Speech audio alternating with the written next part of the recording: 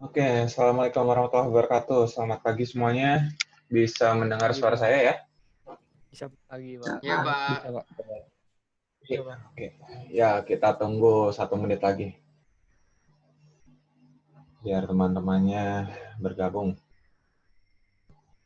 Hari ini 36 mahasiswa.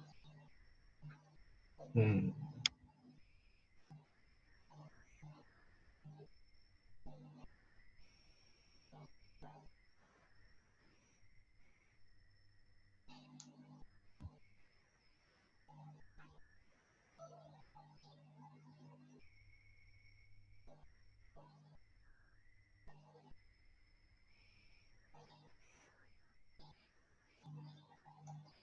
Hmm.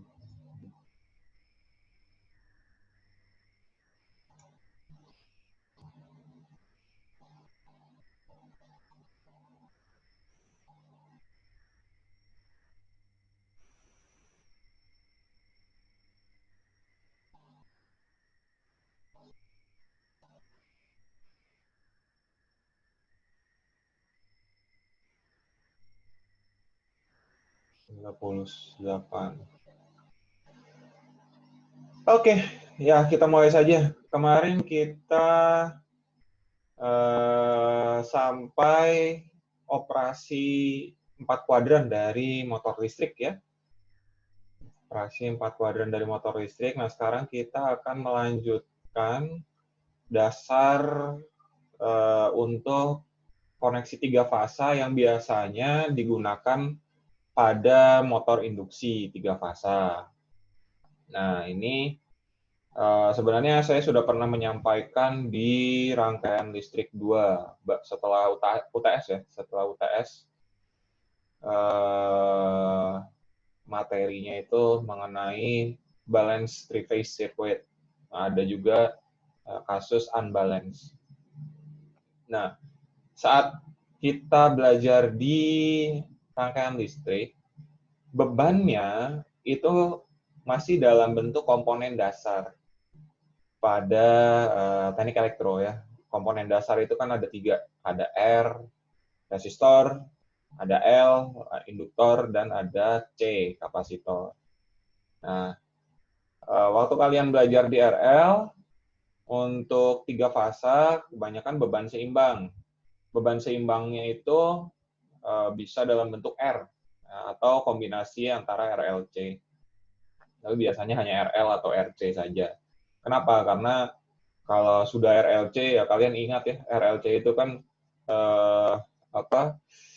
rangkaian orde 2. Ya, sedangkan kalau kita menghitung rangkaian orde 2, agak sedikit rumit, kompleks. Ya. Kita harus tahu switching-nya, kita harus tahu timing-nya. Jadi, di RL2 itu seperti itu, masih dasar sekali. Nah, sekarang bebannya pada mata kuliah ini, pengendalian mesin listrik, sebetulnya adalah representasi yang sama dari rangkaian listrik. Di rangkaian listrik kita mengenal induktor.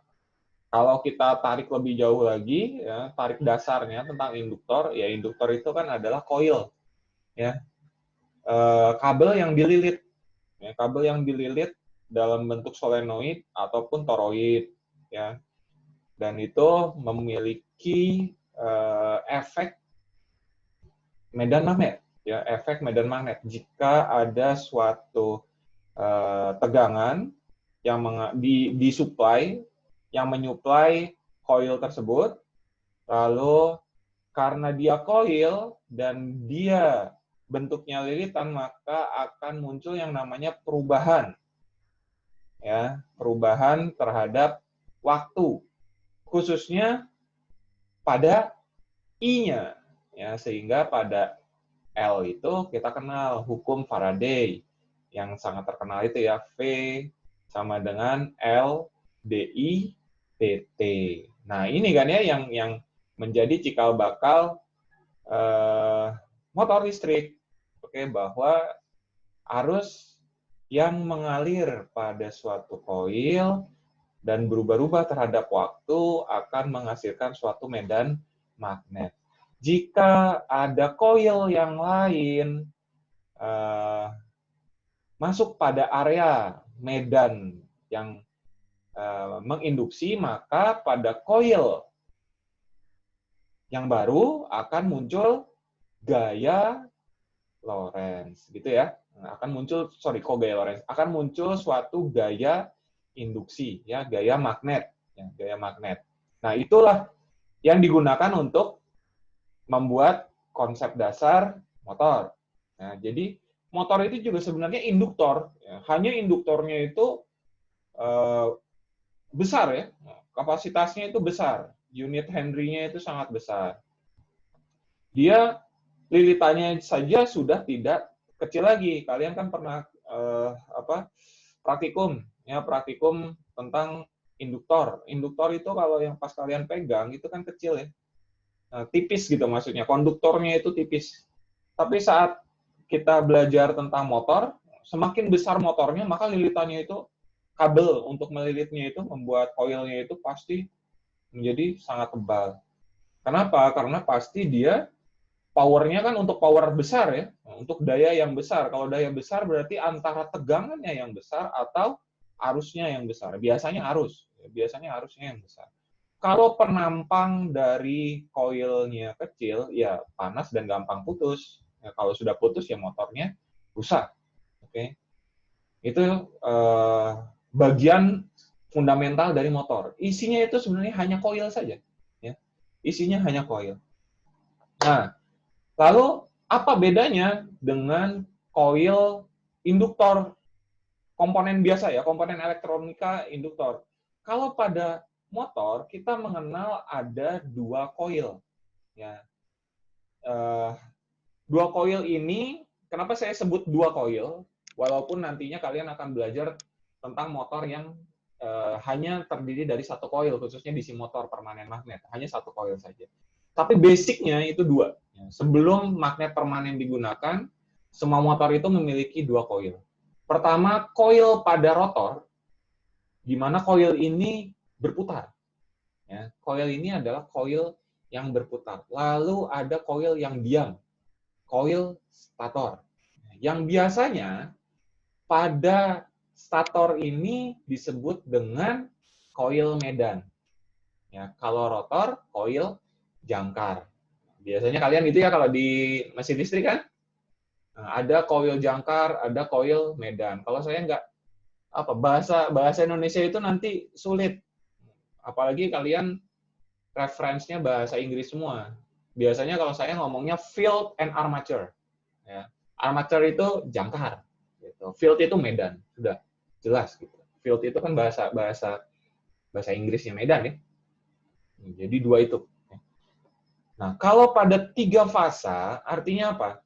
Pada stator terdiri dari tiga lilitan untuk setiap fasanya. Pada fasa A, itu akan berpasangan dengan A aksen. Anggap saja A itu input, gitu kan? A aksen itu output, atau sebaliknya, gitu ya. Terserah nanti kalian menghubungkannya seperti apa. Tidak usah kaku, ya. Karena kan ini kalau kita berbicara tentang tiga fasa kan berarti kan bolak-balik, ya. Tidak ada polaritas positif, tidak ada polaritas negatif. Semuanya bisa digunakan. Demikian juga B, ada B dan B aksen, lalu C dan C aksen. Lalu bagaimana dengan rotornya? Nah, rotornya ini itu juga untuk yang tiga fasa, ya, motor tiga fasa, rotor pun terdiri dari tiga lilitan. Ya, tidak satu lilitan, tiga, berpasangan juga, ya. Ada lilitan rotor untuk fasa A, fasa B, dan fasa C. Di mana secara mekanik, ya, saya ngomong mekanik nih, mekanik itu artinya fisik, oke? Secara fisik, setiap fasanya akan berbeda sebesar 120 derajat secara fisik. Ya. Karena kan kalian, maksudnya kayak gimana sih 120 derajat itu kalau dilihat dari susunan mekanisnya. Ya. Bentar. Kita lihat A. Misalkan gini ya, masuknya itu dari A, keluarnya itu A aksen. Oke. Nah, sekarang kalian belajar apa yang hukum tangan kanan, ya, hukum tangan kanan. Untuk motor itu kan menggunakan tangan kanan ya, atau tangan kiri? Yang mana nih? Masih ingat nggak? Kanan. Kanan, Pak. Kanan ya. Kalau kiri itu kan untuk apa namanya, menerangi dunia gitu ya. Saya dulu bilangnya kayak gitu, menerangi dunia dan menggerakkan dunia. Nah, si kanan ini sekarang kita lihat, kalau dia masuknya dari A, lalu keluarnya dari A aksen. Yang jempol ini apa ya? Arus ya? Benar nggak? Jempol ini arus ya?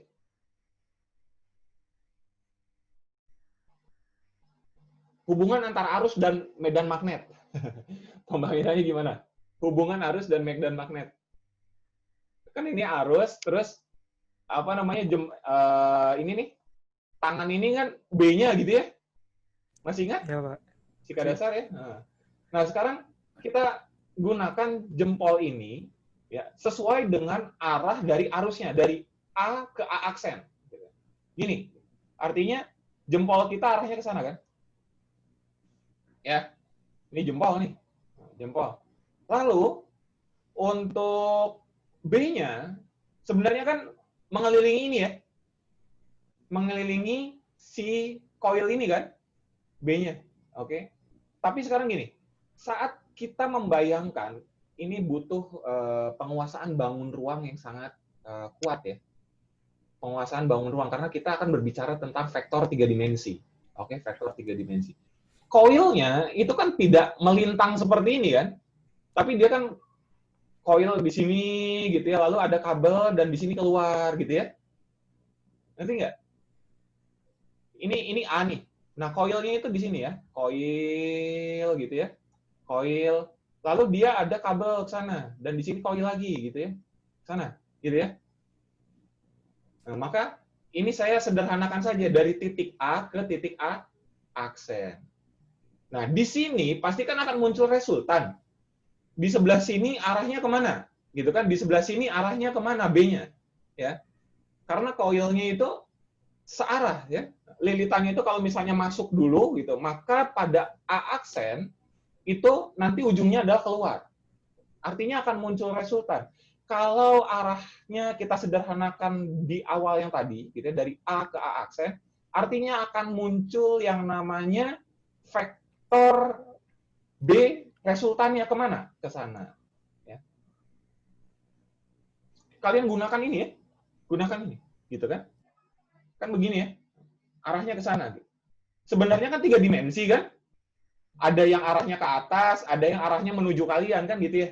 Ada arahnya meninggalkan kalian. Gitu. Saya ambil satu, bahwa A ini adalah vektor dari flux medan magnet fasa A. Oke? Lalu pada fasa B, saya ganti warna dulu jadi biru. B itu kan dari sini ke sini. Oke? Ya. Fasa B dari titik ini ke sana. Artinya sama ya tadi penjelasannya, saat ada arus arahnya ke sana. Ya. Kan tadi A gini, ya kan? Sorry, A kan gini, ya A gini. Maka B-nya kan harusnya berputarnya sama ya, gini ya. Jangan dibalik gini, oke? Jangan. Tapi sesuai arahnya, gini, oke? Maka akan muncul fasa B yang arahnya ke sini. Oke, ini adalah flux magnet B. Oke. Kok flux itu gini ya? Sorry. Ini juga ya. Sorry, flux. Oke. Flux, bukan Q ya, flux. Flux magnet pada fasa B. C gimana C? Ganti lagi. Colornya ungu. Oke. Arahnya ke bawah.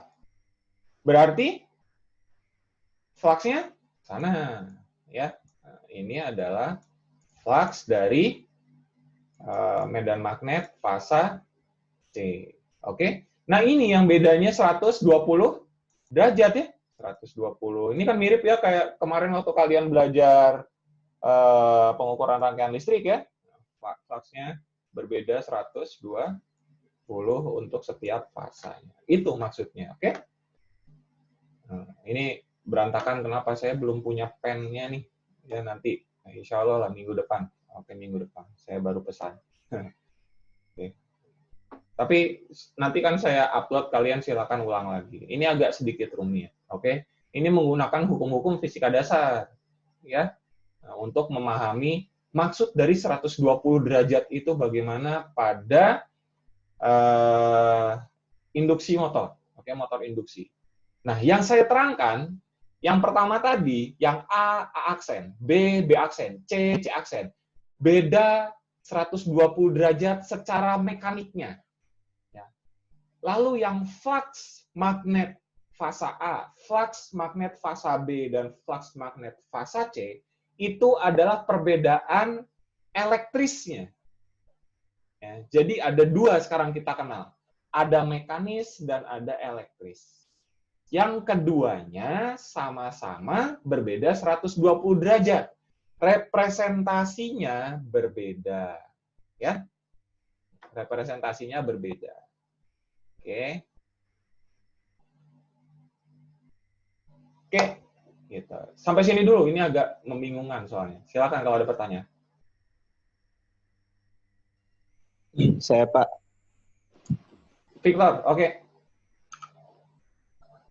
Jadi sebenarnya Pak, kalau misalnya kan kalau tadi itu dibuat fasanya ada 3 itu kan pasti dialiri oleh 3 fasa dengan fasa yang berbeda, tapi besarnya sama.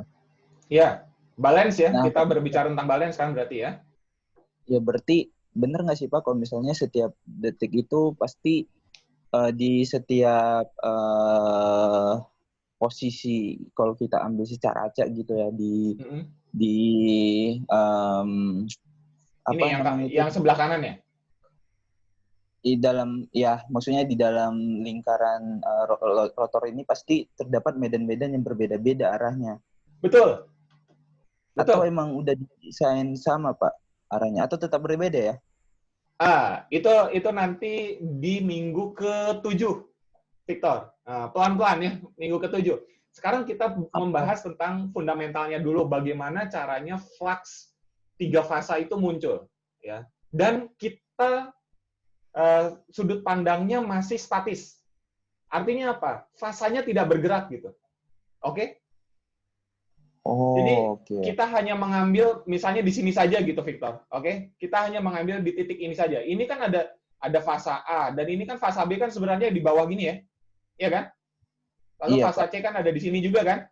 Nah, kita statis. Oke, kita statis. Hanya pada satu titik. Nah, kebayangkan kalau misalnya fasanya ini bekerja gitu.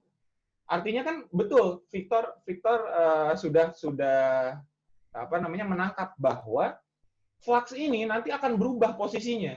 Flux A itu tidak akan di sini, mungkin bisa di sini. Oke? Karena kan ini terus bergerak ya, sesuai dengan waktu kan. Nah, itulah yang nantinya akan disebut dengan medan putar. Nah, nanti itu di minggu ke-7 ya. Nah, pelan-pelan dulu, Victor, oke? Bagus tapi pertanyaan. Bagus. Betul, apa saya setuju. Bahwa nanti posisi dari flux itu pasti akan berubah. Baik itu pada rotor maupun stator. Ya, karena kan gelombang bolak-balik ya. Gelombangnya kan AC. Jadi dia pasti akan berputar terus. Gitu. Oh iya, Pak. Ya. Kalau tidak berputar, sedikit lagi Victor. Kalau misalnya tidak berputar, ya motornya kan nggak berputar kan? Sedikit lagi. Iya, itu sih pertanyaan. Oh iya Pak, kalau misalnya emang belum masuk situ ya udah sih Pak. Oke, iya. Ya udah, nanti Pak. Oke. Ya, ada lagi? Ini sulit memahami yang ini sulit. Yang ini karena statis. Gambar ini statis. Nanti saya punya gambar yang dinamis, berputar ya. rotornya itu berputar. Bahkan untuk DC motor pun akan saya tampilkan bagaimana cara dia berputar. Gitu. Bisa dilanjutkan ya?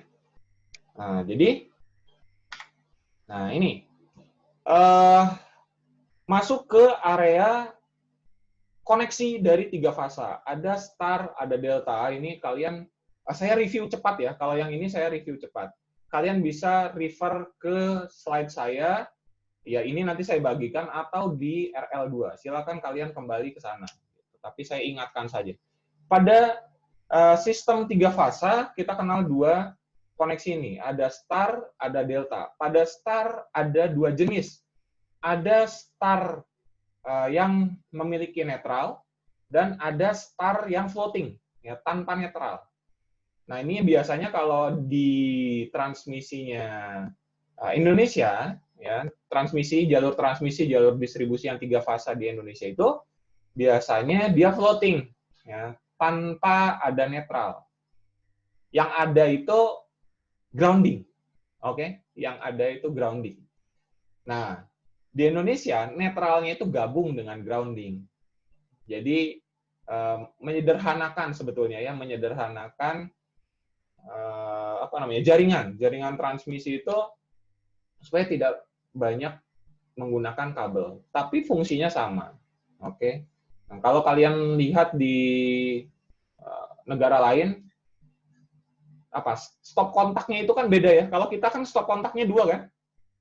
Indonesia itu stop kontaknya 2 standarnya ya. Ada fasa, ada netral. Nah, netral ini gabung dengan ground. Tapi ada yang 3. Ya. Apa ya? 3 itu biasanya Amerika. Lalu Cina ya. Yang 3 itu yang apa? Ada yang di tengahnya itu kan ya? Cina kalau nggak salah. Ya.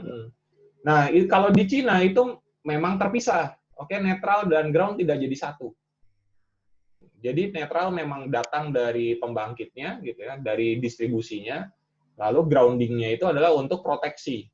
Maka ada 3. Kalau di Indonesia cukup 2 saja. Tapi ada juga yang 3. Gitu. 3 itu kalau di Indonesia apa? Groundingnya itu double, gitu ya. Grounding dari tiang transmisi atau distribusi dan grounding rumah kalian. Gitu. Biasanya yang 3 itu seperti itu. Kalau tidak ada groundingnya atau tidak seimbang ya, tidak seimbang, kekurangan dari sistem floating itu apa?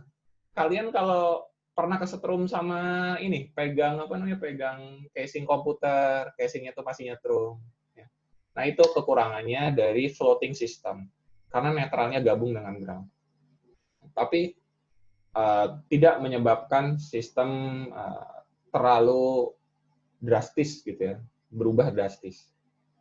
Oke, itu star and delta. Lalu kenapa kita perlu belajar ini? Ini sangat penting saat kalian ingin mendrive induction motor. Ya. Karena dasarnya, oke ini saya lewat ya, dasarnya kita tahu nih. Saya lewat.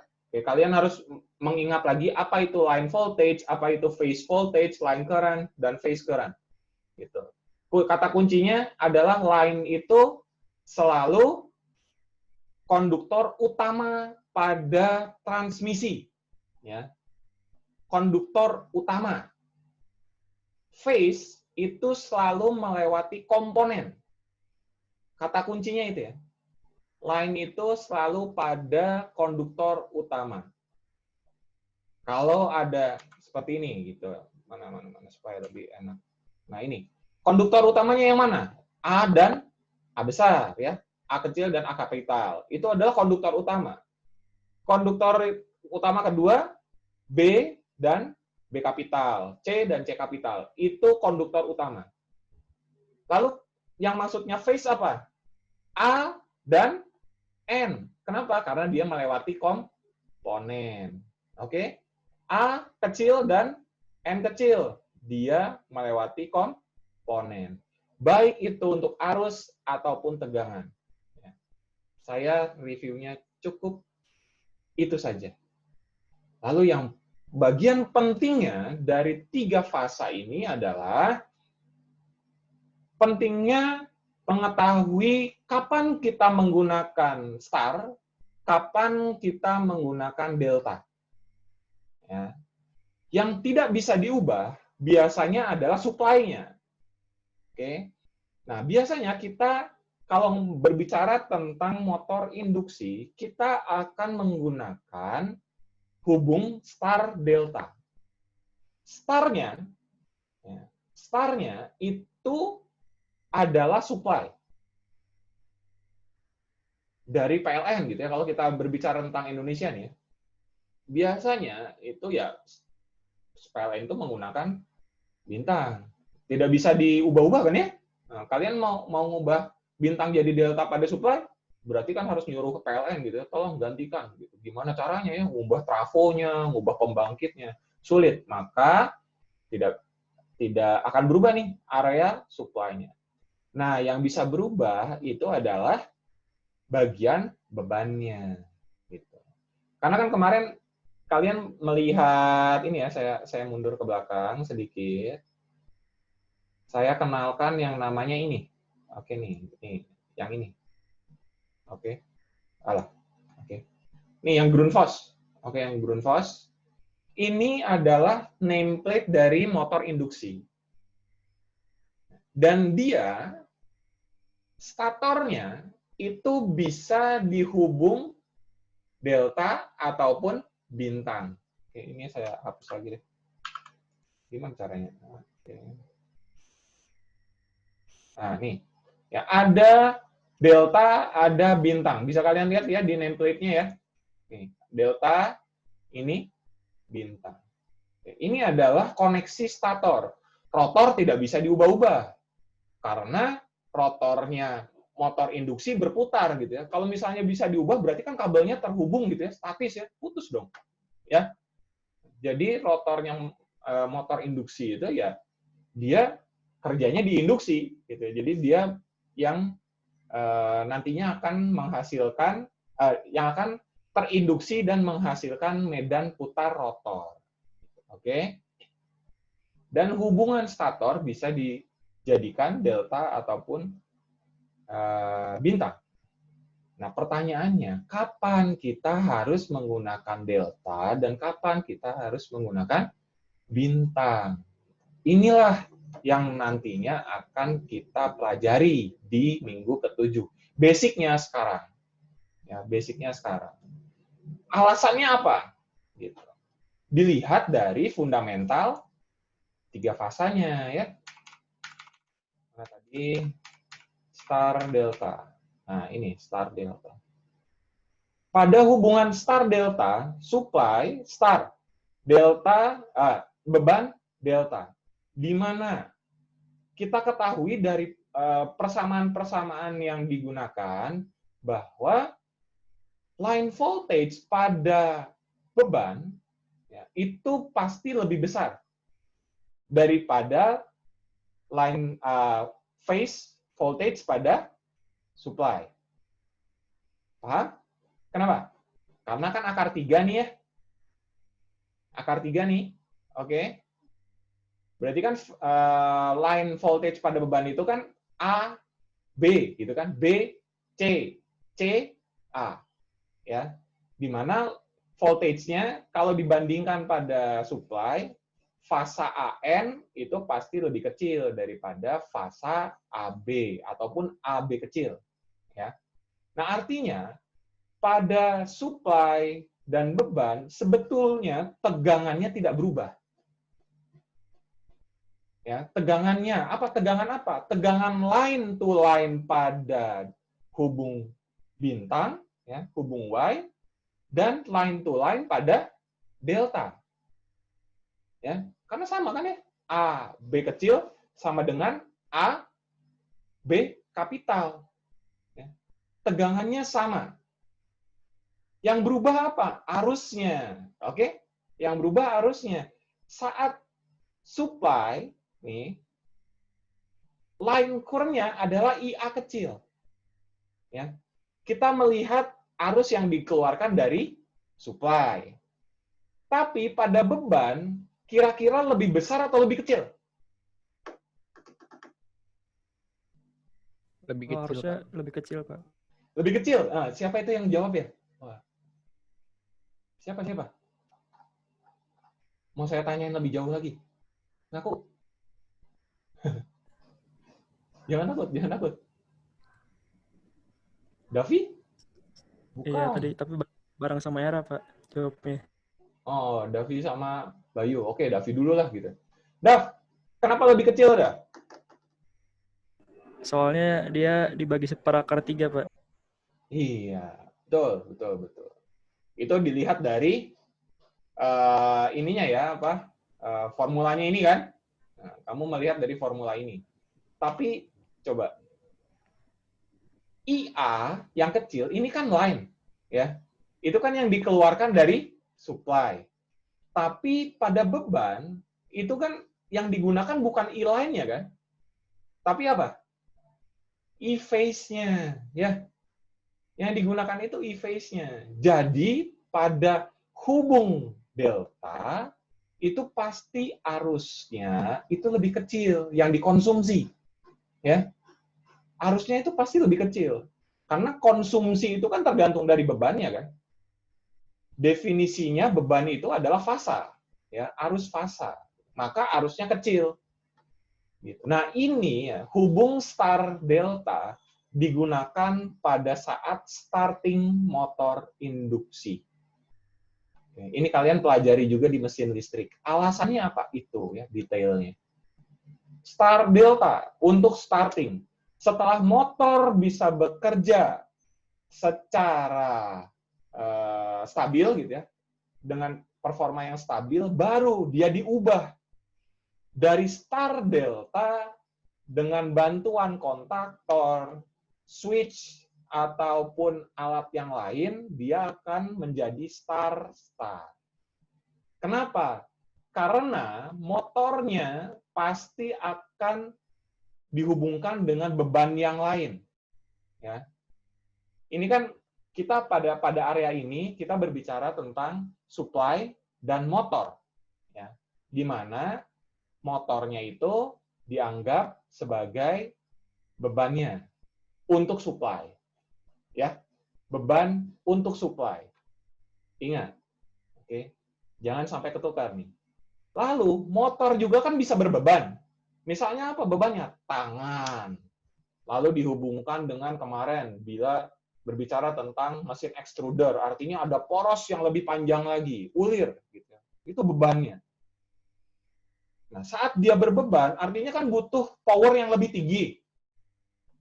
Maka dari itu, koneksinya harus diubah, karena saat powernya lebih tinggi, kita butuh arus yang lebih tinggi. Karena power itu selalu berhubungan dengan I. Ya. Power untuk berbeban. Jangan sampai lupa, bukan lagi P sama dengan V kali I. Bukan ini lagi ya.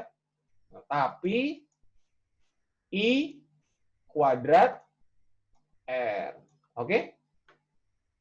Ini ya yang digunakan dayanya. Bukan lagi tergantung pada V, tapi tergantung pada I. Kalau kita butuh power besar, maka I-nya yang dinaikkan kan. Kuadratnya pula gitu kalau diperhitungkan. Paham ya? Pak. Ya, siapa itu? Ali? Ali, Pak. Oke. Nah, tadi Bapak sempat menyebutkan bahwa kenapa di awal itu menggunakan delta dan akhir menggunakan star itu karena dihubungkan pada mesin yang lain, Pak. Ya. Tapi dulu saya sempat ingat bahwa penggunaan delta ini harusnya lebih besar, Pak. Jadinya cocok untuk starting, Pak. Karena saya melihat juga kalau misalnya dalam konteks yang seperti ini, misalnya dari startnya itu kan A ke B-nya kan 3 kali A phase dari startnya, Pak.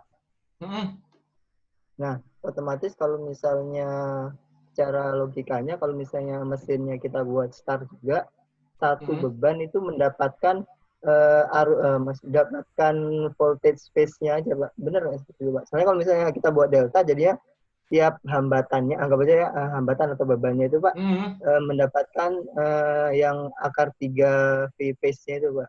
Jadinya arusnya cenderung lebih besar dibandingkan hubung starnya, Pak. Kalau nggak salah saya mengingatnya seperti itu, Pak. Untuk kenapa Sebentar, dibuat sebentar. delta, Pak? Sebentar, apa saya salah ini ya, salah ingat. Sebentar. Saat dia start, itu kan phase apa namanya? Phase voltage-nya, Supply dan ya, phase voltage-nya kan sama dengan supply-nya, ya. iya, Pada motor, phase voltage-nya sama dengan supply. Arusnya tinggi.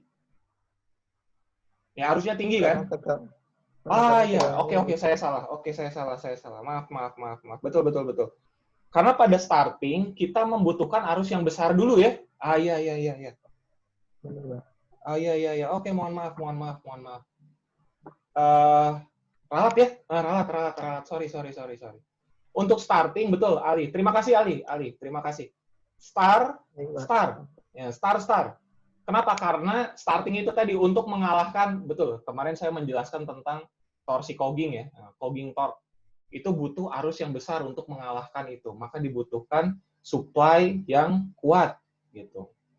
Ya, betul. Arusnya harus besar. Iya, betul. Terima kasih, Ali. Ya. Tapi logika penjelasannya sama ya, gitu. Logika penjelasannya sama. Dalam artian, start, kenapa digunakan di starting? Karena ada cogging torque. Butuh arus yang tinggi untuk mengalahkan cogging torque-nya. Saat dia sudah stabil, kan arusnya turun tuh ya. Arusnya turun, baru diubah menjadi delta. Ya, baru diubah menjadi delta. Saat dihubungkan dengan beban yang lain, gitu, dihubungkan dengan mesin yang lain, nah, si arusnya ini menjadi terbagi, tapi powernya masih sama. Gitu. Konsumsi power saat dia motornya sudah berbeban menjadi turun. Nah, itu logikanya. Betul. Ya. Oke. Terima kasih, Ali. Terima kasih banyak. Mohon maaf. Baik, Pak. Mohon maaf. Salah logika saya. Ya. Oke. Ya, semoga bisa dibalik ya. Apa namanya logikanya? Logikanya dibalik saja. Dikarenakan adanya cogging torque.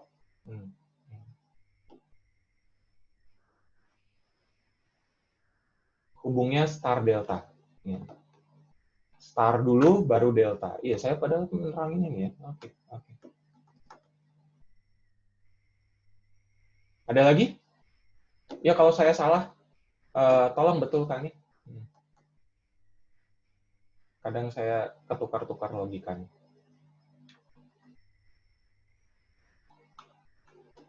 Oke, yang lain sama saja gitu ya, dengan RL2 gitu. Di sini saya mengambil yang paling pentingnya ini ya, star deltanya gitu. Yang paling penting star deltanya. Nanti di minggu ke-7 kita akan simulasi, kalau bisa sih sebenarnya praktikum ya, demo, bukan praktikum, demo. Kita ke laboratorium, lalu kita mengukur gitu, betul tidak star delta star itu mana yang lebih bagus. Saya pengennya nanti ada simulasi braking gitu, electric braking dan mechanical braking. Tapi ya keadaannya seperti ini, kita simulasi saja nantinya. Pak, saya ingin bertanya, Pak. Ya. Mengenai tadi yang nameplate di motor itu, Oke. dia itu pada rating semua, Pak. Oke. Gimana? Nah, ratingnya ini pada hubung star atau delta, Pak, yang disebutkan di dalam motor itu, Pak? Itu ratingnya adalah rating keduanya, Ali. Oh gitu ya, Pak? Iya, rating keduanya. Enggak, maksudnya kalau misalnya kita hubung star kan lebih kecil, Pak, harus phase-nya. Benar nggak sih? Iya, nah makanya kemarin saya juga sudah menerangkan nih, saat kita ada delta bintang kan ya di nameplate ini. Pada nameplate pun ada nih ya, voltasenya untuk delta sekian, untuk ada bintang sekian. Ada ya.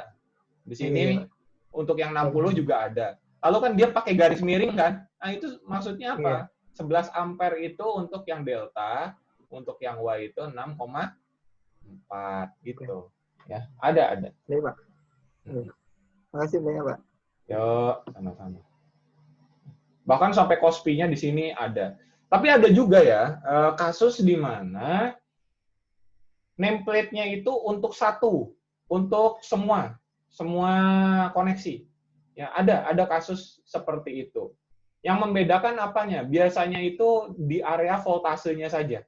Ya, di area voltasenya diberikan tetap voltasenya, tapi ampernya bisa hampir sama. Kenapa? Itu sudah masuk ke teknologi materialnya. Ya, nanti masuk ke teknologi materialnya. Dan teknologi motornya itu sendiri. Gitu. Apalagi kalau misalnya dia menggunakan permanen magnet gitu. Tapi itu bukan induksi motor ya. Permanen magnet sinkronus motor atau BLDC itu biasanya ampernya itu hampir sama. Mau dihubung delta ataupun star.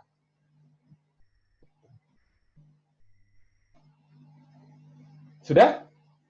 Oke, kalau gitu semuanya buka e-learning kalian. Buka e-learning, buka e-learning, buka e-learning.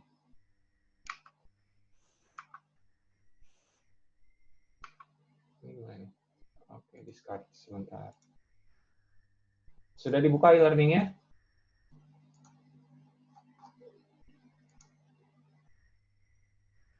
Sudah, Pak. Sebentar. Sudah. Baik. Kalau sudah, kita akan pop quiz. Ya. Show. Oke, sebentar. Oke, waktunya adalah 20 menit sampai jam 10. Ya, silakan kalian refresh dulu e-learning kalian.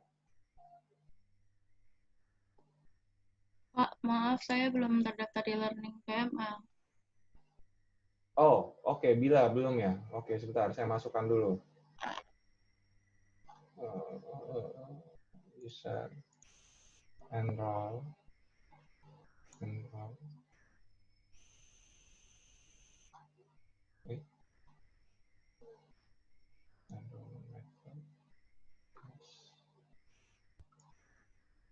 Alivia.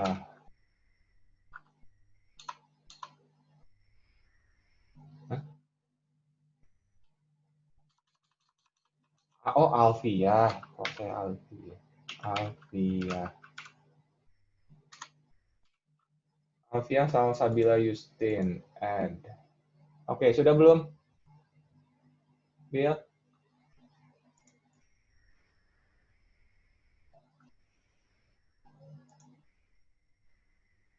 Sudah, Pak. Oke, ya silakan. Jadi di situ ada kuis 1 ya, ada kuis 1, lalu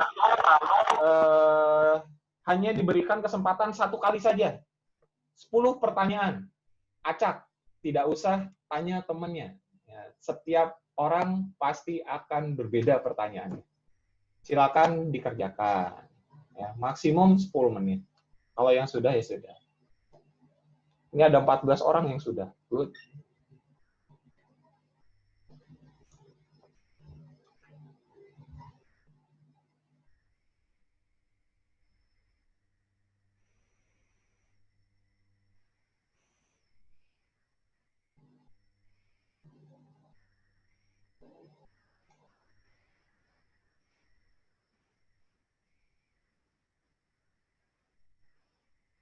Tiga puluh enam. 41 orang. Siapa satu yang nggak ikut?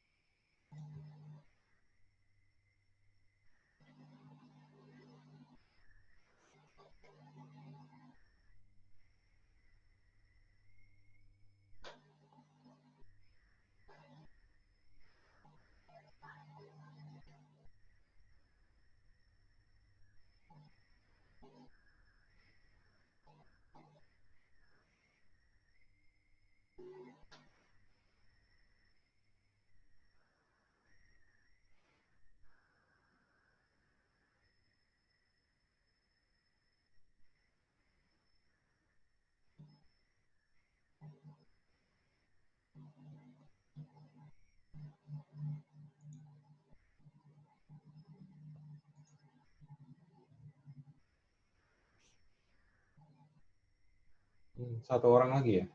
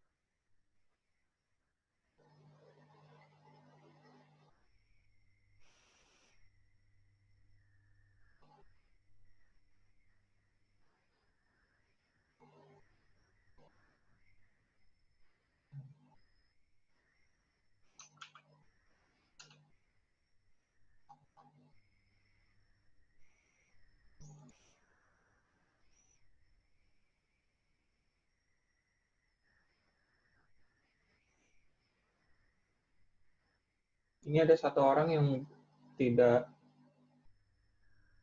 quiz. Siapakah? Ada yang tidak bisa akses e-learning?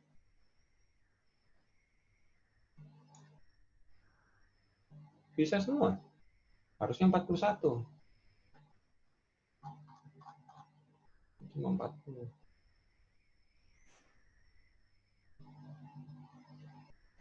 Oh, sudah. Oke.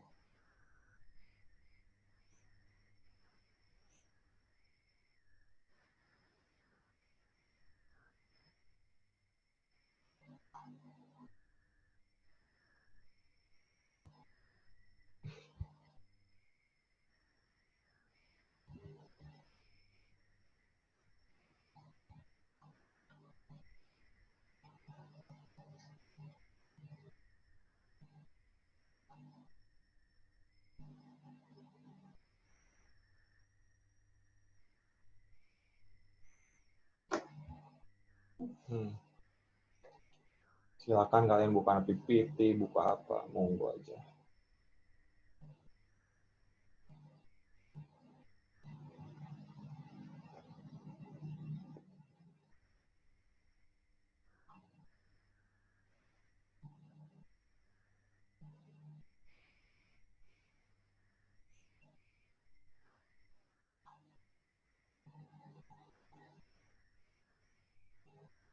Oke.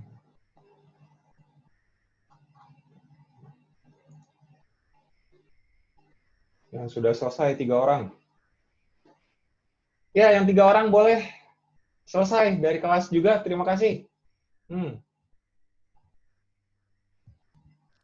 Makasih, Pak. Yuk. Makasih, Pak. Ini nilainya masuk ke nilai kuis ya.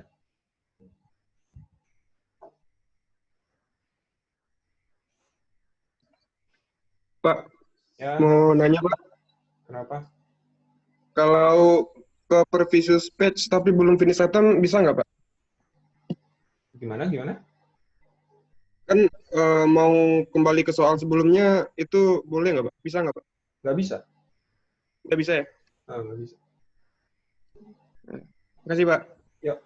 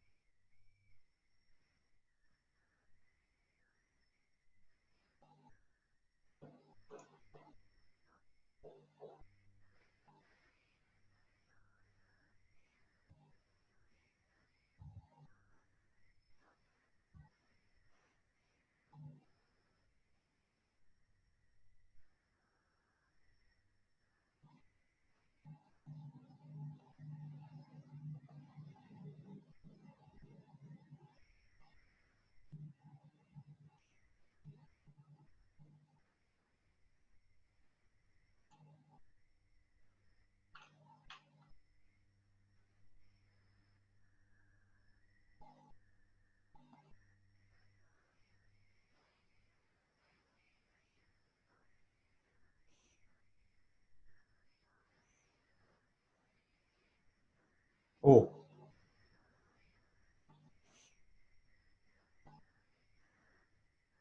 mhm, mhm. Ya, yang udah boleh eh, keluar dari room, Zoom. Silahkan. Masih ada 5 menit lagi.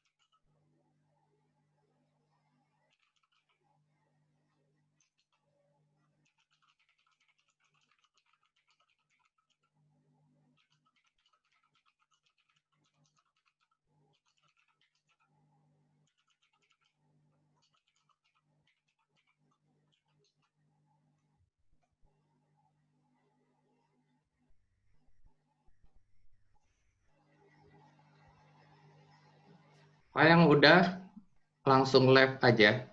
Iya, tadi saya ngomong begitu. Oh iya, baik Bapak. Terima kasih Pak. Ya.